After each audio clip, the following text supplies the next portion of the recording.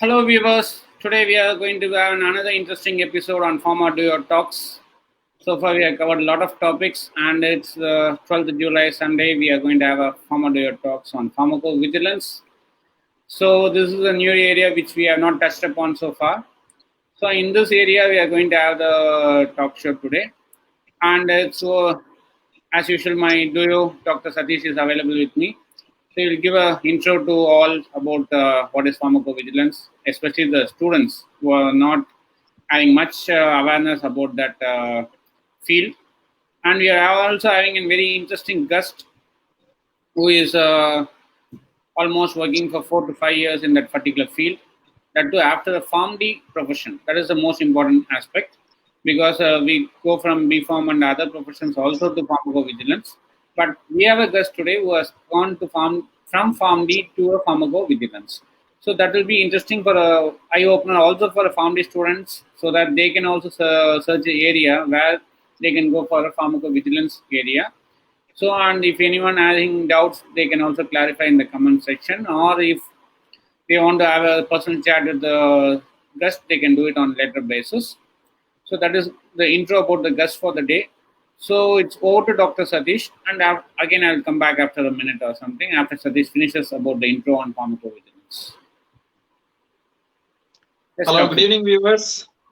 Good evening, viewers. I'm very happy to meet you again on a beautiful episode of Pharma Talks. So in this episode, as Dr. Shanmusundaram had noted, it is going to be on a special focus on pharmacovigilance. So few years back, we won't use this terminology so much, pharmacovigilance. Many people might have read in the books and journals, but not much in the general colloquial use. This pharmacovigilance word is not much used. But nowadays, these are very frequently used, and many students ask to me about what is this pharmacovigilance, sir? I heard that there are beautiful jobs, lucrative salary jobs are available in IT companies, which we call it as pharmacovigilance. So can you please explain about this pharmacovigilance, sir? What is it? We want to know more about it. The salaries are very good, and interestingly, as many of them wish, they can say that they are working in a multinational company and an IT sector, and so many advantages are there. Can you please say about it? So many students have this doubt.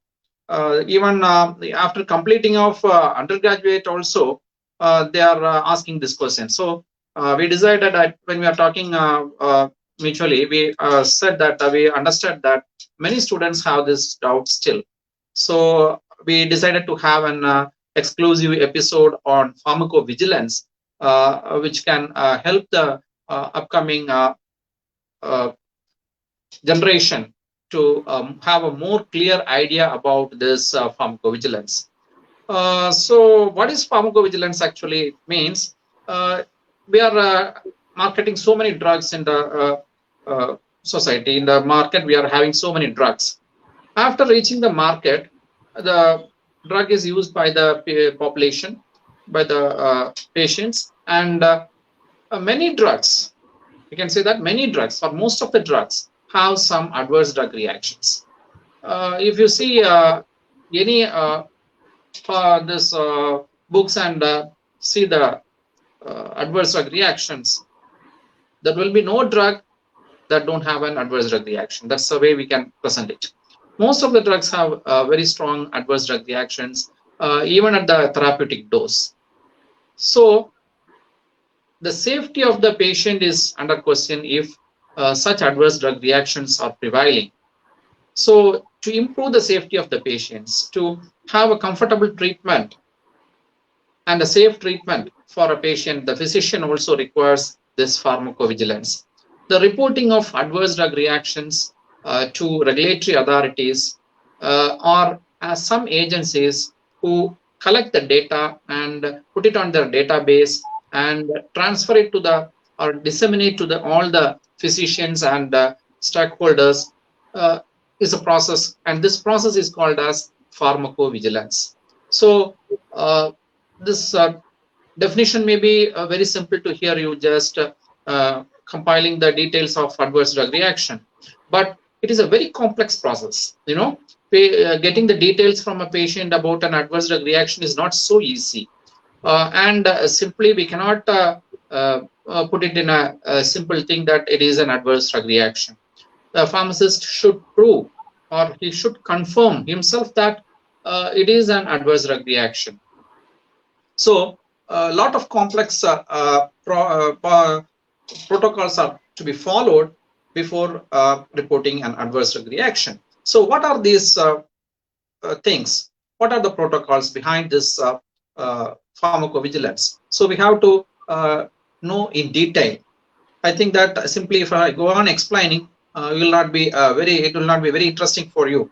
If we hear from a person who is working on that particular area, specialized in that area, if such a person say to you, it will be more impressive for you, and it will be very clear for you. So that is the aim. We had a person from pharmacovigilance department itself, who is working in a multinational company in Chennai.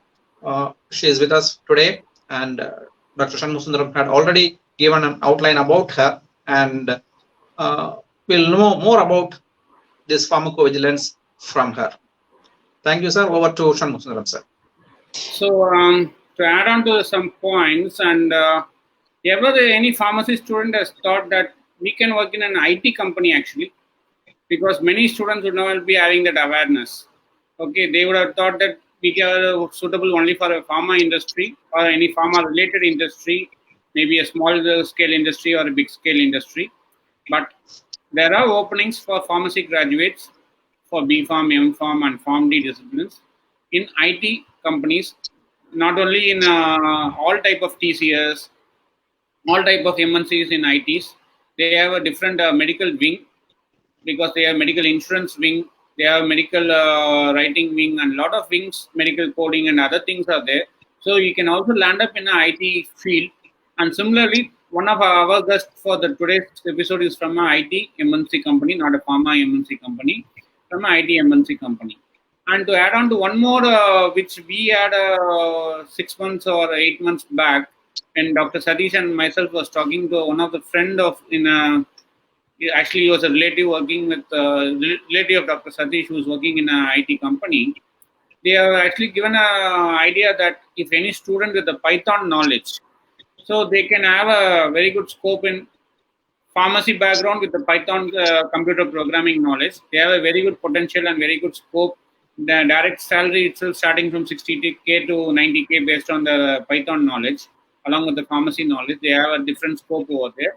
And this scope is actually limited to only few areas, few states actually. Only the companies in Chennai and Pune are offering this type of course. So any student who is having a computer interest, many will be having computer interest, and they'll be doing a lot of computer programming sideways to have a Java program or some other computer program. My sincere advice is that you can learn this type of what is the scopes for pharmacy in IT and what type of programs are now. Actually, Python is a very commonly used word now, but when we heard 1 year back, it was sounding very different for us. But Python programming nowadays, that too, especially in the lockdown period, I have seen a lot of webinars on Python programs going in the computer industries. So Python is a very thing, and I think we have to do a crash course on Python for spending nearly 60,000 to 1 lakh rupees. Then only you can learn this Python program, and it will be nearly a 6 months program. So all these are there, and similar to Python, you can also explore. This is the thing which we come across, which this is one of the news shared by one of our friends who was working in IT company. So since you people are from pharma background, you can educate your students in that particular aspect so that they can simultaneously do a 6 months crash course on Python programming, and they can try a job opportunity. And Python with the PhD, that is the concept they told. PhD in pharmacy with Python, immediate salary intake will be 90K plus. So that was the thing it was told to us, and so it is currently available in Chennai IT companies as well as in Pune IT companies. Still, any viewers who are watching this, you can also as a take-home message that too, especially who has done a PhD in pharmacy. They can do a crash course in Python. Before that, you can explore the opportunities. Then you can go into this. So this is a message from this Do Your Talk show for related to IT related thing. And many of our students, actually yesterday also I received a verification for my student Dheeraj, who has completed his course in 2010 or 11. He is BPharm student, and after BPharm, he has done MPharm also in another college. And he has joined the IT company in Bangalore, and he was working as some analytical specialist over there. Similarly, some other students are also working both from BPharm, MPharm, and PharmD backgrounds are nowadays working in IT companies, top IT MNC companies. So you also have a parallel industry, not only a pharma industry. You can also have a parallel industry, but because many have a very good knowledge on IT field, many have very good knowledge on computers nowadays. The younger generation is using computers a lot. So you can you go with medical background, that is a pharma background, will help you to be a pharmaceutical person who is working in an IT thing. Nowadays, everyone is maintaining a separate pharma wing or medical wing in IT companies. They have different small sector over there. They are doing different type of jobs like pharmacovigilance, ADR reporting, your medical claims, because all this health insurance companies are doing IT sector related job, and all the pharma people and medical people are involved, and many doctors are there also in the medical claims and the industries, and drug related queries. Everything is done with the pharmacy people. So this is the background of this today's talk show. With that, I'm going to introduce the guest for the day. Today's guest is none other than Dr. Chetlur Haripriya. She has completed her PharmD in Wales University, the second batch actually. So first batch started at 2008, and she is a second batch student 2009 to 2015. She has completed her PharmD, and she was one of the topper in the class. And immediately she has joined this MNC company on her own, not by campus interview, by a off-campus interview. So when I was generally discussing with her, she told that she had a particular interest in IT sector as well as in computers. Especially, she also had a very good idea in pharmacovigilance. She wanted to go a new area. She wanted to explore a new area, for which she was trying, and she trying to do a lot of Google searches and internet searches. She has landed up the pharmacovigilance in an MNC IT company. That was the thing. It was told to me by the guest. So it's time to hear from the guest. Let us hear from the guest to have a self introduction about her. So it's over to Dr. Haripriya. Good evening, sir. Thank you for giving me this opportunity to introduce myself in this forum. And I am Chetlur Haripriya, and I have completed my schooling as well as secondary schooling in Telangana, and then have completed my PharmD Doctor of Pharmacy postgraduate course in Wales University, Chennai. And now I'm working as a senior analyst in an MNC company. Okay. So, how was your journey from PharmD to transforming into a pharmacovigilance analyst or a specialist? So coming towards the PharmD, actually when we joined, it was a second batch, and there were very less students in the first batch also. And we were very interested, and we were also in a very confusing state where we were thinking that what is the scope or what is the next career opportunities. So when we were thinking of this, when we went to the ward rounds from the second year, we started going to the hospitals, and there we had a good rapport with the doctors, and doctors used to tell about what is the how to see the prescription or how to see the case report.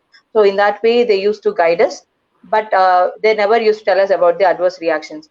Slowly, when we started moving to the government hospital during our clerkship or the internship, there we came to know that there are some adverse reactions with these drugs. Along with our academics, the doctors were also training us in reporting these ADRs.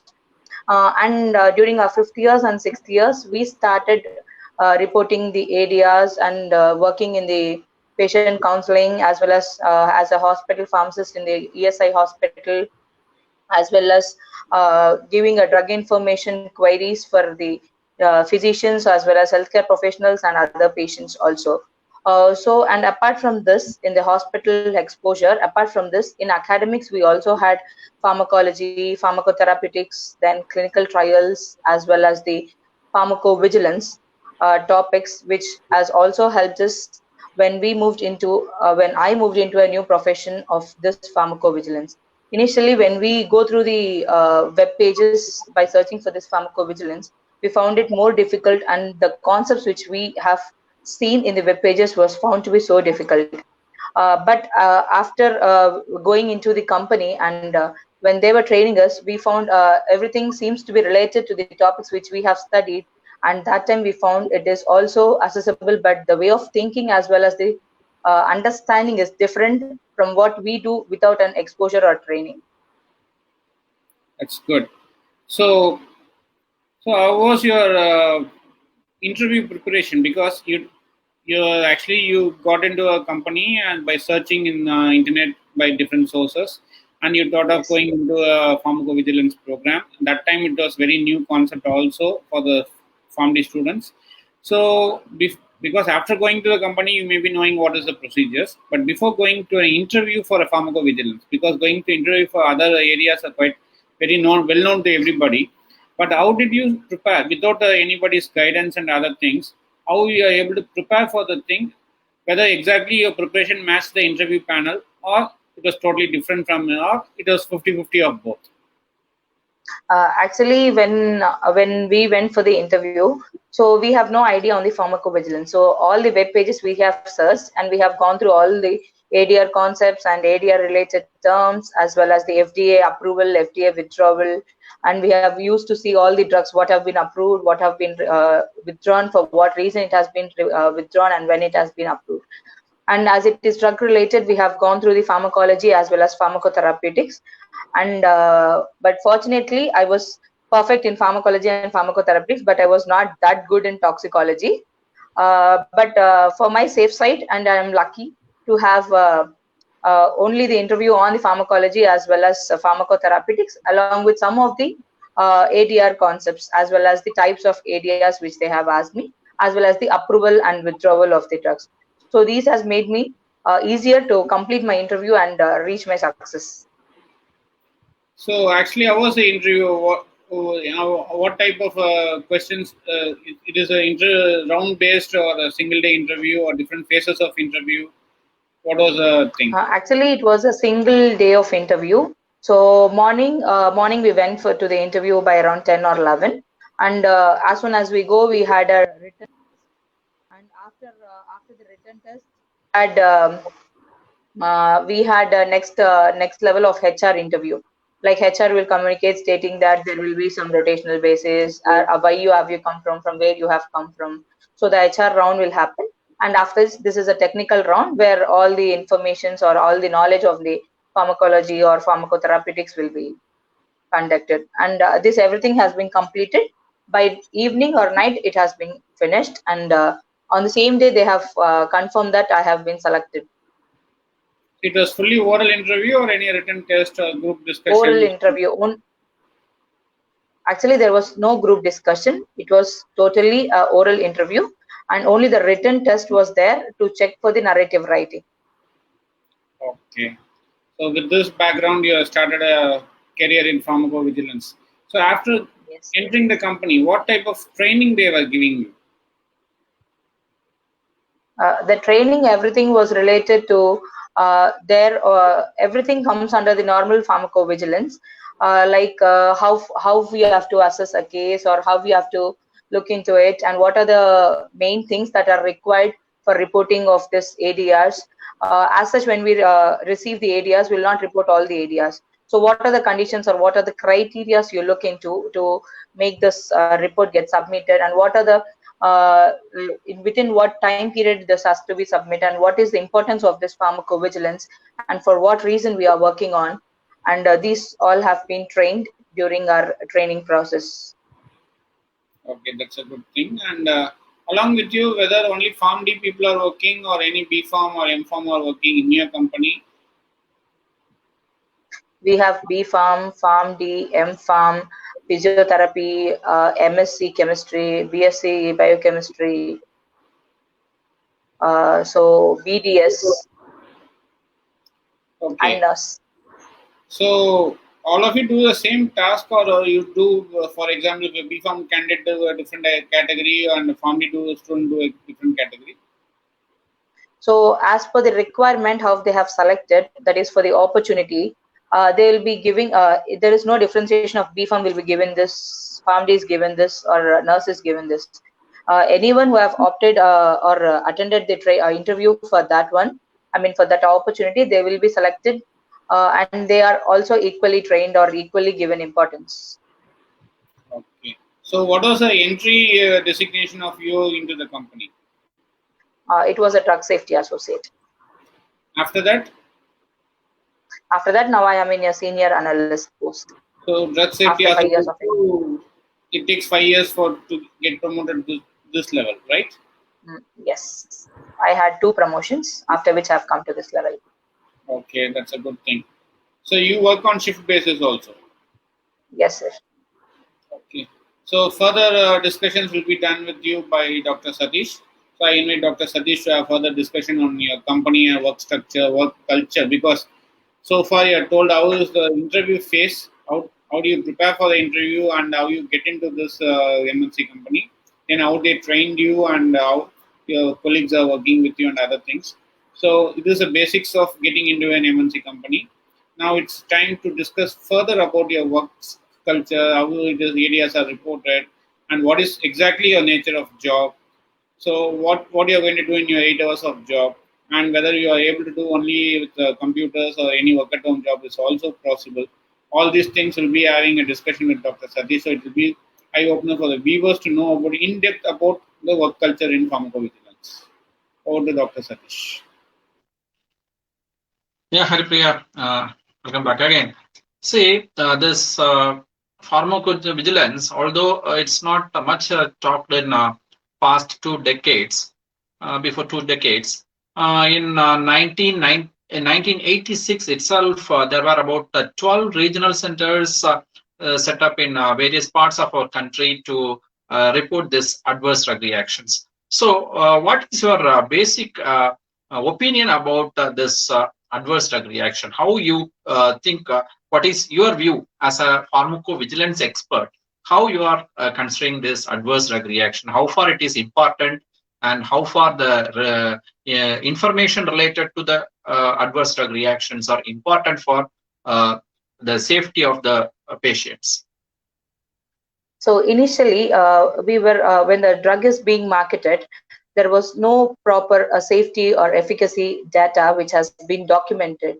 So during that time, in the early decades, as you said, there was only drug which is being marketed is directly used by the patient. So because of this, there were some disasters which has really changed many of the countries to get a law stating that the drug efficacy as well as safety is important. So in this, when we see, we have 2 main disasters. One is the sulfanilamide disaster and the other one is thalidomide disaster. So the sulfanilamide disaster happened in 1937, whereby actually the sulfanilamide drug is being treated in patients with streptococcal infections. Examples like pharyngitis, tonsillitis, upper respiratory tract infections, and lower respiratory tract infections. And it was available in the form of tablet. And it was very effective in treating the streptococcal infections. But it was difficult for the elderly people as well as the pediatric patients to swallow the tablet. Thereby, there was a demand in the marketing sector to market it in the form of an liquid route. So they have tried to change the formulation into the liquid, but due to its solubility, they had some issues, and later they have found that it was soluble only in the diethylene glycol. So as it was soluble in diethylene glycol, they have started using the drug in the name of the elixir sulfanilamide, and within a very short period of time, they found that this sulfanilamide elixir has caused 107 deaths because of the poisonous effect of the diethylene glycol.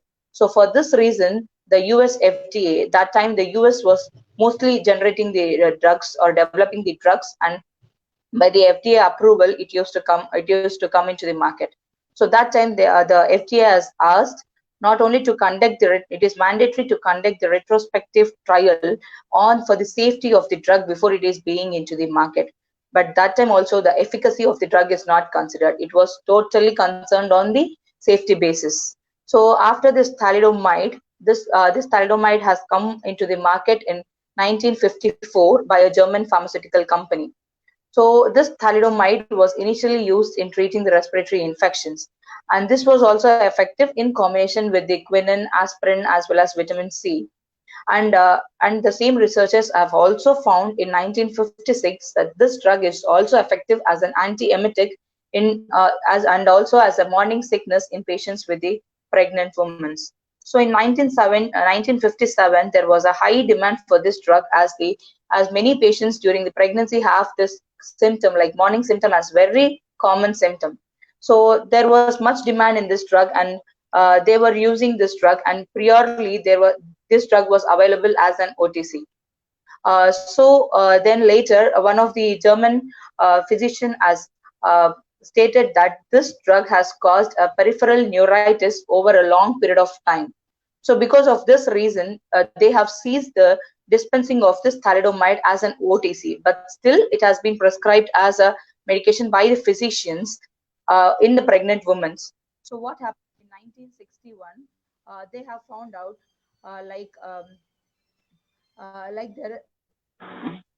there is some interaction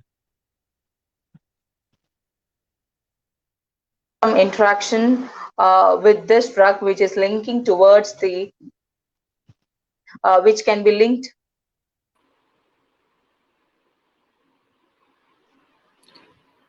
I think some technical issues. She'll be back again with the thing, and she was explaining about the thalidomide tragedy, I hope. Very interesting to hear. It was very interesting to know about the history of this pharmacovigilance, how it evolved. You have seen that two disasters, sulfanilamide disaster as well as thalidomide disaster, had forced the community, the scientific community, to develop a area called pharmacovigilance, and adverse drug reporting become very, very important in the safety aspect after these two important disasters. So if you see in future course of time, the safety can be very much improved. The safety of the new drugs as well as the existing drugs will be very much improved based on this adverse drug reporting. So we should have an awareness among the forthcoming upcoming generations about this pharmacovigilance and adverse drug reporting. So that we can enhance the safety of the patients to a greater extent. That is what my opinion in this regard. No, hearing from her thing that how she got into this pharmacovigilance field, she has done a lot of homework actually, because actually her subject knowledge has helped her to 90%, but 10% she has tried her best to prepare herself before the interview, that especially in the area of pharmacology, pharmacotherapeutics, and other things, so that she can. She is a little bit weaker on the toxicology side, but this should be a noted point, because it will not be like the day she had a better day, so she was skipped off toxicology. So others may be not having a better day. So it can also be taken as advice to study toxicology, because toxicology is a little bit a difficult field. Actually, we also had career opportunities on toxicology for pharmacy students from one of our Binu K. Pillai from US, who was a MSc pharmacology, and he has done a PhD in pharmacology, and he was working in a very good pharma company, and he is having a lot of more than a 60 salary. So he has given a very good talk on that. When we are able to get to that career opportunity talk from Binu, it was a new area where the pharma field was approaching. So that was a concept. So I think the guest is back again after the technical issues, and she'll be continuing your talk with you. Let's move on. If possible, once again, we can call Binu K. Pillai for conducting this on our Pharma Duo talk show for explaining more about toxicology and the opportunities in toxicology. So welcome back, Haripriya, and you can continue on the importance of, we talked about the two important disasters which forced the community to give pharmacovigilance and set up a pharmacovigilance center as well as adverse drug reporting. So you can continue upon that. Sorry for the interruption, sir. So this thalidomide has two physicians, like one Australian obstetrician as well as one German pediatrician, has found that there was a link of this drug along with the pregnant woman affecting the fetus. So they have seen that the pregnant women started delivering patients with shortening of the limbs. I mean, babies with a shortening of limbs, stating that the condition as phocomelia. So for this reason, in 1961, the government stated that there should be a immediate uh, seizing of this drug into the market, and thereby the withdrawal of the drug has been done. And this is the major disaster which has changed the whole countries, and this has been consumed in 46 countries, and 46 countries have been affected, and overall nearly 10,000 to 20,000 of the children have been affected with this phocomelia deformity, congenital anomaly. So thereafter, but one surprising thing was this drug was totally not being marketed in the US because of one pharmacologist named Francis. Francis has one of the member of this FDA. She stated that the clinical trials have been conducted only in the normal women as well as the normal animals. However, these drugs have been administered in the pregnant women, and there is no proper documentation of any of the safety data with respect either to the pregnant women or the pregnant animals. So for this reason, she was strong enough and she stated that this drug should not be marketed in the US, for which she was also received a President's Award from the US President during that time. And after this, all the countries have taken a step forward and have stated a strong rule as well as licensing to get a drug into the market. It should have a proper documentation of the safety and efficacy. This is where the pharmacovigilance has come in, and this is what the importance of the pharmacovigilance. So after this, when we come towards the pharmacovigilance, we have two options of pharmacovigilance. Like one is pre-authorization pharmacovigilance and one is post-authorization pharmacovigilance. So pre-authorization pharmacovigilance is nothing but it is the analysis of the safety information which we collect or document during our preclinical or clinical studies and before a drug is being marketed, as well as when we see towards the post-marketing authorization. This is only after the drug, after completing the phase 3 clinical trials, when it is entering into the market after many and many of license and approvals, then this is called as post-authorization pharmacovigilance. So this pre-authorization pharmacovigilance is nothing but a clinical trial which is a part of a drug development program. Even clinical trials have been conducted, there are many limitations that can be limited, so that the adverse event cannot be much documented during the clinical trial phases. Due to one is the limited number of patients, because during our clinical trials we select patients from first initially we do preclinical trials in the animals, followed by the phase 1 clinical trials where we do in the healthy volunteers to see whether the drug is safety, as well as are there any adverse effects, as well as to find the therapeutic regimen. Whereas the phase 2 clinical trials, we are doing it in nearly 100 to 500 number of populations, where we can find the safety as well as the efficacy of the drug, along with some of the adverse events. So later on, when we come to the phase 3 trials, this is carried out in patients like nearly thousands of patients, where with different populations and different age groups, but we also lack long-term side effects in these kind of patients, as these are only for a limited period of time. We are not exposed to a long-term adverse events, and we are also not testing in a special number of populations. And also when this drug comes into the market, the patients will be receiving, the patients can be of different kinds. Either the patient have different age groups, or the patients may have different comorbid conditions, or the patients may be using different drugs for different conditions, and there may be some interactions. So all these things, or all these effects which have been come out because of the drugs, will be monitored only in the post-marketing surveillance, that is after the post-authorization pharmacovigilance. So It's very interesting to know that big important stages are there, very, very important stages are there in pharmacovigilance. And from the history, you have very clearly told that how this pharmacovigilance and adverse drug reporting is important in the safety of the patient. And if it is not carried out, many such disasters might have came across in the last few decades. So thanks to the pharmacovigilance for avoiding or preventing such big disasters in the past 3-4 decades. So now I want to hear from you. What will be the nature of the work that you carry out in pharmacovigilance? I'm not specific towards your work only, but also what are the other works usually in a pharmacovigilance IT sector you people carry out? So when we say pharmacovigilance is most important in the case of post authorization pharmacovigilance, that is after a drug is entering into the market.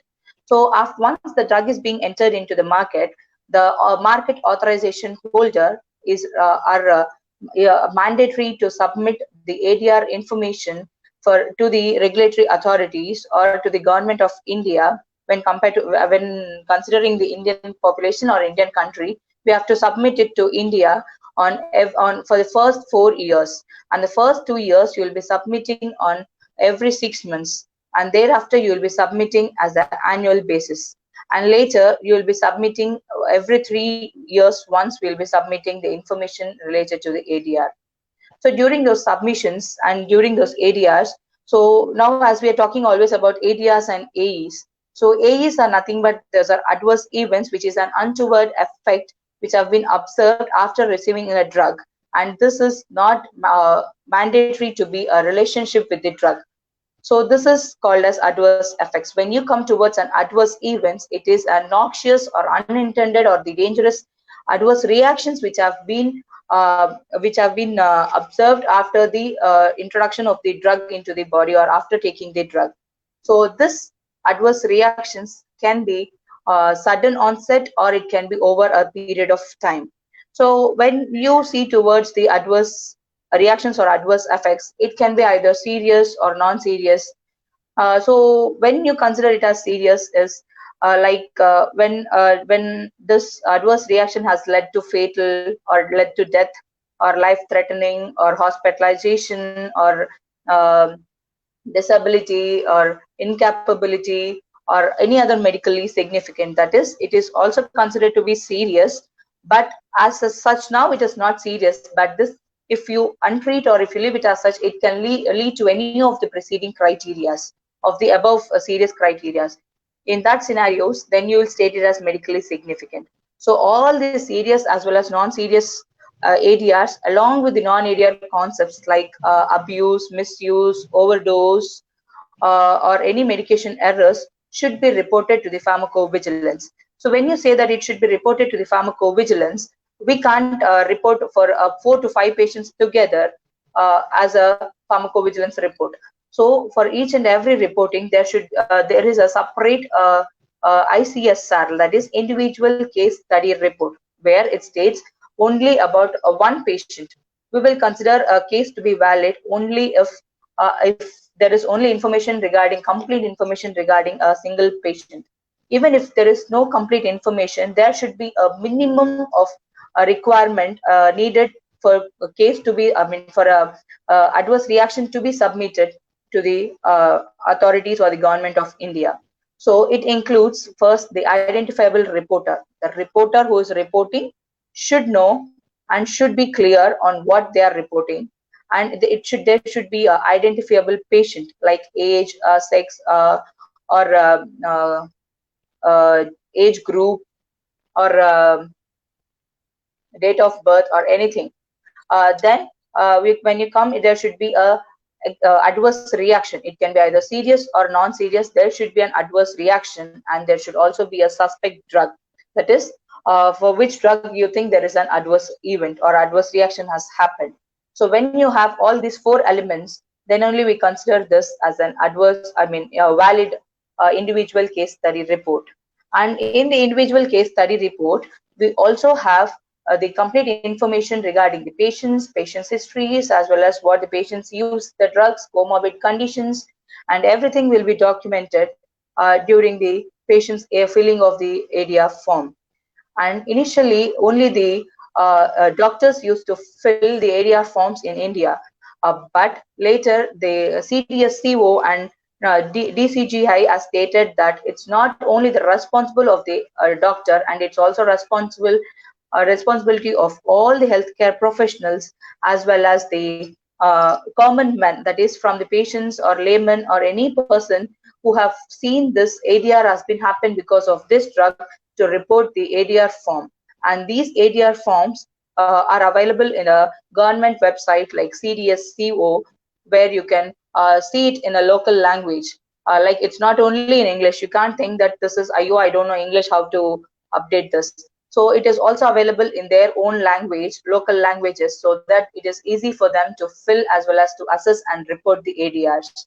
So as such, when these ADRs are being reported, they are as such are not received or are directly submitted. So there is one national coordination center in which is located in the Indian Pharmacopoeia Commission, which is located at Ghaziabad, like near to Delhi.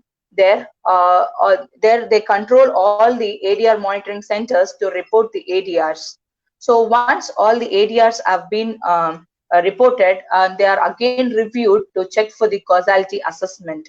Like causality assessment, as we have causality scales according to the WHO, we have like certain, probable, possible, likely, unlikely. So this is mandatory for a report that needs to be submitted. So causality assessment will be done by the members or the staff members over there, and then it will then be entered into the government database. When this is entered into the government database, it is called as PVPI database. From the PVPI database, this through an interface or through a workflow platform, this will be entered in the form of VigiFlow into the Vigi database. This Vigi base is nothing but it is a World Health Organization, where this World Health Organization is located in Uppsala Monitoring Center, Sweden. So all the information which has been gathered in different parts of the countries will enter into the Vigi base, which is located, which is in the World Health Organization, is still active, and it is performing the adverse drug reaction monitoring. So when you see towards this ADR monitoring centers in India, all the medical colleges which have been recognized by this Medical Council of India, they all have this medical adverse monitoring centers, where the adverse reactions are monitored as well as reported. And nowadays, all the healthcare professionals have been trained and educated to report this ADRs, because this only will give an information to the government to include it in the government database, and from where this will enter into the worldwide database like WHO database. Okay, it's very good. Clear-cut information about ADR and reporting, how it has to be reported. I have one or two basic questions. Is there any, since you are working in an IT-based company, is there any particular softwares are available, general softwares available, or company-based softwares available? General softwares are available, but company-based softwares are used in individual companies. So they develop their own softwares and SOPs for reporting all those things. Yes. Okay. So in what way actually your workflow, you are doing ADR reporting? Apart from this ADR reporting, is there any other role in pharmacovigilance? Yes, we have aggregate reporting, like we have scientific writing, we have regulatory reporting, quality control, as well as risk management plan. So these are also other opportunities along with this in pharmacovigilance. So have you worked in any other area apart from this ADR reporting? No. So from the day you enter into a particular area, you are segmented in that particular area. You don't get differentiated yourself. Okay. So my next question is there any higher knowledge is required? Because you enter into a company, the company has given you a very good training, and for past 3 or 4 years, you have been in one designation, and you got some promotion, then you are in a senior analyst role. So you require any higher education or any qualification or any certificate coursing or any courses conducted by the company, so that which will help you in the promotion aspect? There is no mandatory online trainings, or there is no mandatory trainings that needs to be completed to have promotions. But some of the online trainings can be done to improve their knowledge, as well as when they need to move from one company to the other company, and also to gain in different areas. Like we have advanced PG diploma in clinical research and pharmacovigilance, and we have advanced PG diploma in pharmacovigilance as well as the regulatory affairs, and we have a professional diploma in pharmacovigilance and pharmacoepidemiology. These are all online courses, and it is not mandatory. If needed, they can have it for the additional task in their resumes to improve their. Now, actually, you are a drug safety associate for 3 or 4 years. Now you are a senior analyst. What these two roles actually what differentiate? What is the differentiation of your workflow, work nature? Workflow and work nature is similar, but my performance and my knowledge has made me to get into the promotions and have come into this position. No, my thing is, what is the role of a drug safety officer? What is the role of a senior analyst? There should be some. Actually, both are area reporting only. But when we are a drug safety associate, we are not aware of the drug, or we are unaware of the pharmacovigilance nature, and we doesn't have that much knowledge on the pharmacovigilance. But now, after these many years of experience, we have gained knowledge, so that we can also train our peers, or we can guide the peers in assessing as well as in reporting the ADRs. So this is the main difference between my drug associate level till the senior analyst level. The thing is, we have gained knowledge, we have gained experience, we are training, and we are helping the peers in clearing all their doubts. So other thing, actually, you are told that apart from area reporting, that there are a lot of branches in your company itself. It is any time you need to get collaborated with other department people, so that, or you people work separately. No, when there is an opportunity, we can jump to that option. But I am interested in this area, so till date I am working in the same area. My question is not jumping from one area to other area. You are you can also. No, you are a area reporting officer, right? Yes. You are doing the area reporting job. So my question is, during your job culture, whether you have to get collaborated with any other people of this other departments like medical writing or scientific writing, or you people work separately, you need not get collaborated with those people? No, we work separately. Okay, so that was the thing. So area reporting is a separate wing, and you need not get collaborated with any other people. Yes. So have you given any training to your peers or juniors? Yes. So how was that experience? How you train? What is, because the company, because someone would have trained you when you entered a company. So yes, right, the person who has trained you, his nature of training will be different. Whether you're because the company has a set of training moralities to be followed, or it is up to the individual trainer to train a trainee.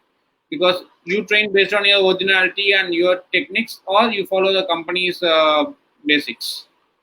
No, we always follow the company basics. So apart from this, for the easy understanding of our peers, we give an extra hints or extra ideas which we follow to make this process understand easy. As there will be, as the joiners who have been joined may be experienced or maybe freshers. When they are from the freshers, they are unaware of what is pharmacovigilance and what is the way of reporting. If it is a PharmD students, they have a topic called as pharmacovigilance in their PharmD 5th years. But in B Pharm and M Pharm, they lack this pharmacovigilance topic and they are unaware of this. So for the easy understanding, when we have a separate hints or when we have any ideas, we document it and we help them in giving them, and we make them understand easy. Okay. So along with the companies. No, as you said, because B Pharm, M Pharm, and PharmD students, they are aware of this pharmacovigilance in some part of time, because at least they are studying it as a single paper, or they studied as a chapter at least, so they have basic knowledge on this. So previously when you were having a discussion, you told that MSc chemistry and BDS and nurses are coming to this. Maybe nurses and physiotherapists may be having knowledge on that. I'm not sure. How does other doctors and BDS people and non-science, non-medicos are getting trained? What is the difference of training for a pharmacy people and difference of training for a medicos and a non-medicos? Is there any difference or? There is no difference. There is a common training, but when they have a individual training with one of the senior member, then their way of teaching and their way of making them understand will be a bit different when compared to the medicos. Okay. So how fast they are able to catch up with the medicos? Depends upon the individual. Normally, how long is the training? Is a weekly training or monthly training or? No, initially we used to have a continuous sessions, as well as we have a continuous training period of, when we joined it was for a period of 3 months. But now when they are joining, it is for a period of 1 month, after which they have been directly trained into the area reporting. Okay. So now you told me that for after 4 years you have got into the senior analyst designation. So what will be your next designation and how long you have to travel to achieve that designation? My next designation would be a specialist. It is not that how much time we take.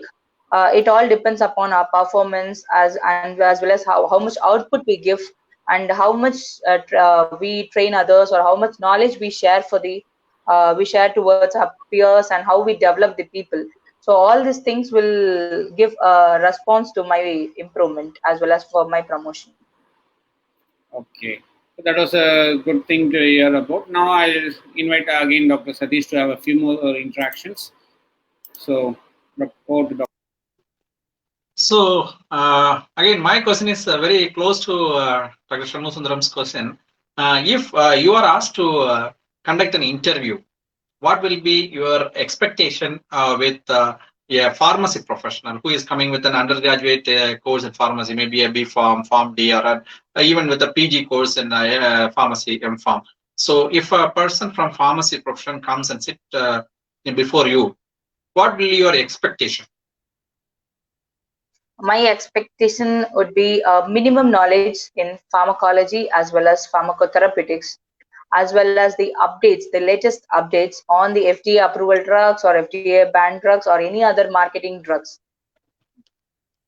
So that would be my main area, instead of considering the other side effects. The side effects and the adverse reactions or toxicology are not specific, and it can be varying from drug to drug, and it can be varying from patient to patient. So I would not be touching that area. Very clearly told about the subject area. I am not asking or confined only to the subject area. I am also asking what other attitudes, what other qualities you expect. For example, in marketing, one expert told that he should have a passion to travel and he should have an patience, like a lot of qualities they had told. Likewise, what sort of qualities other than that subject you told, pharmacotherapeutics, all those things, and update of latest drugs they should know. Apart from that, what personal qualities or attitudes you expect with a professional coming in front of you for the interview? They should have a dedication towards their work, and then they should have an interest towards their work.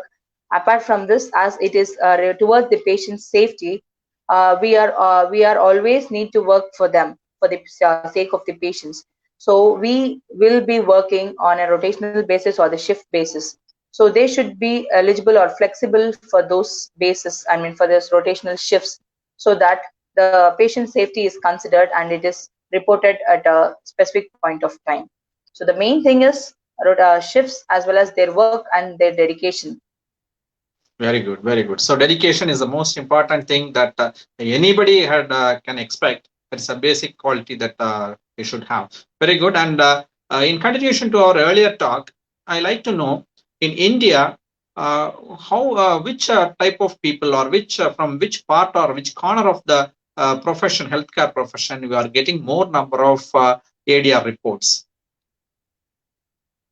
Either in from India, a physician. It is physician only. Mm-hmm. So how It far is this position. pharmacy professional, what I want to insist upon is how far this pharmacy professionals, pharmacists, or other healthcare professionals are aware of this ADR reporting, and how far they are interested in this ADR reporting, and why there is a lacuna in by the pharmacists or other people associated with pharmacies having less weightage in reporting the ADR. That I like to know. Okay. Actually, the area monitoring centers are all approved by the MCI, that Medical Council of India, and all the medical colleges have this ADR reporting. So the physicians are being trained to report the ADRs to the government of India for this ADR reporting. But in other hospitals or in other cases where we are considering, example, when you take an example of myself, I can clearly state that we had an opportunity of reporting an ADR, and they also gave us chance to report the ADR, and that doctors have told that give us the ADR and we can also report it. But the thing was, we never used to take it serious, and we always used to think what is there, what is there, what is there. So each and every small adverse reaction will also cause a drastic change in the marketing of the drug, so that there can be any cautions or alerts can be produced when there is an frequent ADR which has been reported in the same area.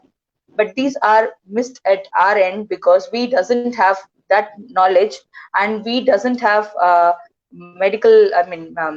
area reporting centers with us.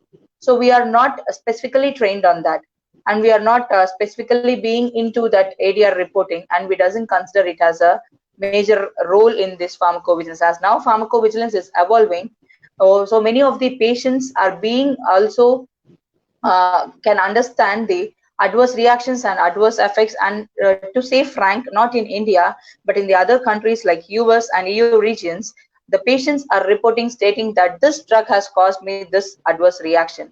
But in India, even the healthcare professionals, we are unable to provide the causality stating that this is related to this, and this might be related to this, or this is considered to be related or not related. So these are all some of the misunderstandings or the lacking of the knowledge in India.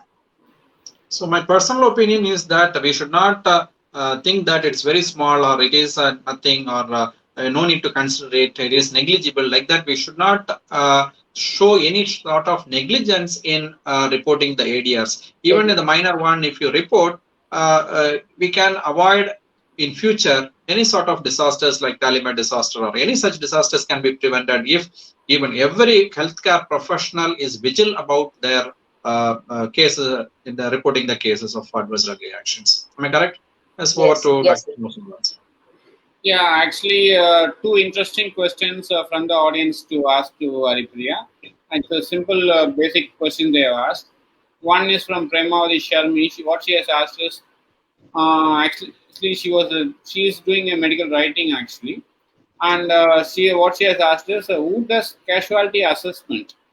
Whether the paramedical people or only by physicians is allowed.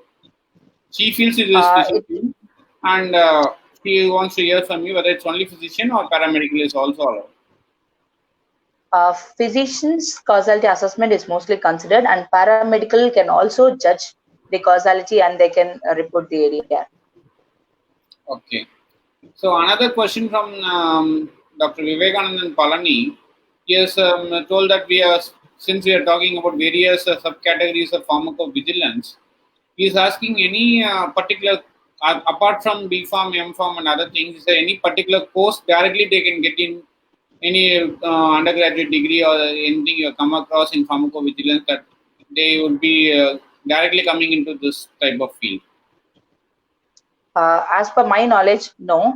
Anything related to the paramedical or chemistry or drug development can come into the pharmacovigilance sector.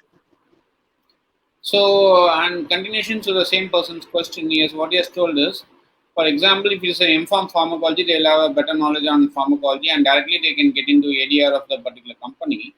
Since PharmD is having a variety of knowledge because they have studied a variety of aspects of pharmacy. So whether the company is fixing them to go to ADR or the company is giving them the choice to select the different branches in that pharmacovigilance, or what is the first choice given for a family student? That is his question.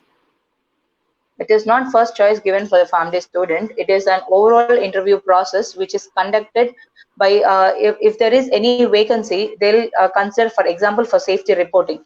When they want for the safety reporting, they directly interview the candidates, and if they are satisfied, they'll directly take into the safety review. Adverse event reporting. If they feel if there is any vacancies for the data entry, then they'll be directly selected for the data entry. It is different vacancies or opportunities available during that point of time.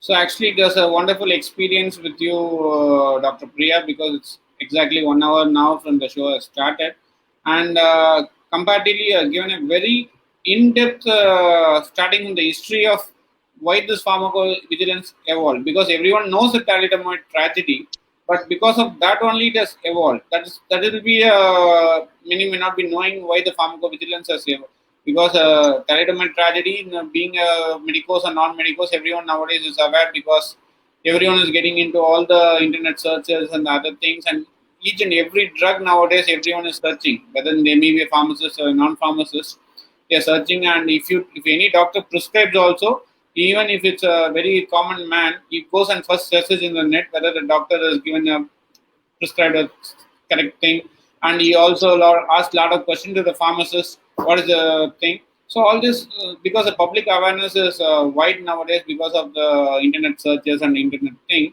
But since everyone knows about thalidomide and other things, but the concept is, because of this only the pharmacovigilance has emerged. That was a thing, and based on that, you are clearly told how the ADR has to be reported by a person, and what are the SOPs and moralities has to be followed in reporting a ADR. And you also told that company-wise software is also available, and the general software is also available for ADR reporting. Because actually in Wales also we created one software, but since we had to get some official permissions and legal permissions to launch the software, we are not launched. Actually, we tried with the trial version, and we are done it with actually one of the family student and of Wales, and he was become a lecturer in Wales after a point of time. He also worked in some of the concerns. He was having a very good IT knowledge. He has developed the ADR reporting software. Actually, the software actually on the trial basis when we tested it was working very well. But when you want to launch the software, they told some legal permissions from different drug authorities has to be obtained. So, and since all those, and the faculty also has time being has left the institution, he has went to another field actually. So we are not able to launch that particular software. So there are a lot of softwares. I also come across with some general softwares also available for, because one of my PhD student also is working in an as a clinical pharmacist in the area reporting area. He was also talking, and he is also giving. He has submitted a thesis on the ADR reporting. So that is how we have a knowledge on ADR reporting. But you're in depth explaining to the audience, because and actually the concept is new. Many will be having a new concept that even a MSc graduate and BDS, nurses, physio, everyone can get into this pharmacovigilance, and everyone role is in a different role. Not only in ADR, they have a different role to play. So that was a very good thing for the viewers to think. And and he also told that how can your growth will be there in the particular company. You started as a drug safety associate, now you are senior analyst, next you are going to be a specialist. So actually we congratulate you for your growth for the thing as a pharma duos, and we want to talk to you about after you get your senior position, how the position was and how you are able to achieve that position. All this will be discussing later on when you are able to do that. Maybe it may take 3 or 4 years to achieve for you. That will be the general thing. So we wish on that particular aspect. Now it's over to Dr. Satish to give the concluding remarks for the show. Dr. Satish. Yeah. The overall this talk show, we had given an outline how this pharmacovigilance and ADR reporting is going on, and I hope that this will be invaluable information for you. And from my point of view, this our country is becoming a very good hub for clinical trials, and we are now carrying out trials for many drugs. And as our guest Dr. Priya told, we are having a lot of informations to put into the adverse drug reaction of the new drugs or drugs under the research. So the pharma professionals have a lot of role. They have to take up this role in a successful manner, and they have to utilize this opportunity very well. And also the another one important information I want to share from this talk show is only the physicians are very keen in reporting the adverse drug reactions. Why not the pharmacist? I've asked them legally and by regulatory authorities, you are enforced to report the adverse drug reactions. Why the pharma professionals, pharmacists are playing a very low level in reporting this adverse drug reaction? We should also be equally active and proactive in the sense of reporting the adverse drug reaction. This is not only for the upcoming of our profession, but also taking into the context of the safety of the patient. The safety of the patient is the basic ultimate goal for any healthcare professional. So as an ethics, each and every pharmacist should come forward for reporting the adverse drug reactions legally, and it will help a lot for the profession too. So this is my appeal to all my fellow colleagues and pharmacists. Thank you for giving this opportunity, and it is very interesting to talk with Dr. Priya, and she had very pleasantly and very simplified manner. She had elaborated all the parts of her work culture and all those things, starting from her family to this position. So that is very interesting for me, and also I hope that it will be very interesting for the viewers also to hear about that. So thank you for being with us, and we will meet again in the next episode with another one important specialized area. Thank you for joining us. Thank you, Actually, it was very interesting to know the growth of a youngster in the field of pharmacovigilance, starting immediately after the founding profession, because 2008 only the family was introduced in India, and she was the second batch. And immediately after that, she has taken a bold decision to be on the pharmacovigilance, and she is traveling smoothly for the past 5 years with the higher rankings and other things. So it was a very good thing to hear from a pharma journey of a youngster in the role of pharmacovigilance. So as Dr. Satish pointed out, we'll be meeting another unique guest and a unique area next week. So till then, tata, bye-bye, see you from the Pharma Duos. So thank you, Dr. Priya, for being a guest with us.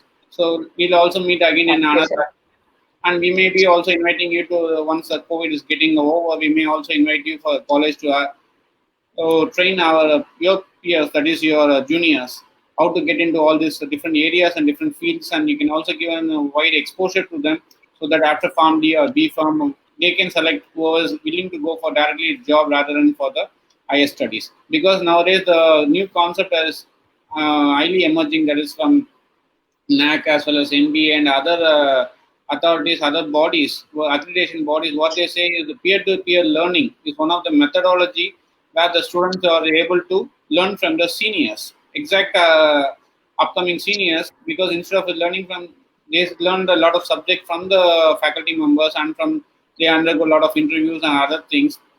But immediate learning from the peer-to-peers, that is from the seniors who are successful in the field, so that will give a very good idea and boon to them to select the career and the opportunities. So that is what this talk show is also we are doing. We are inviting every person who is having a 5 to 6 years experience, and not a very senior person.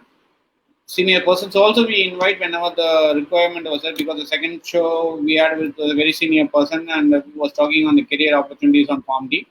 And talking to youngsters gives throwing a very good highlight to the juniors. That is, see my senior just 5 years ahead of me, and she is very good. Similarly, that was the concept of this particular talk show. So similarly, I'm going to invite a guest who is, I think we'll have an international guest next week. I'm not sure, because we have to check the schedule. What is the problem with the international guest is the timing suitability, because we have branded this talk show to be on every Sunday 7 p.m. and we are going for 9th or 10th episode. And because international guests, because we call from US, their timing will be early mornings and other things. We have to see the work culture, and they'll be on the Sunday morning, not on the. We are on Sunday evening. They may be on Sunday morning, and if we call a guest from UK or something, their time schedule is ahead or time schedule is back. So that is a problem. So only we are not able to catch up the international guest. But I think probably next week we may have an international guest. If not, the time is not getting suitable, we'll be having a national guest who will be talking about international affairs and the international, how to get into foreign opportunities and other things. This is what the next week's schedule may be. So with this note, I sign off and thank Dr. Priya once again for being with us. Thank you, sir. So the Pharma Duos are signing off for tonight. Tata, bye bye, see you. Let us see See you. Next episode. Thank you.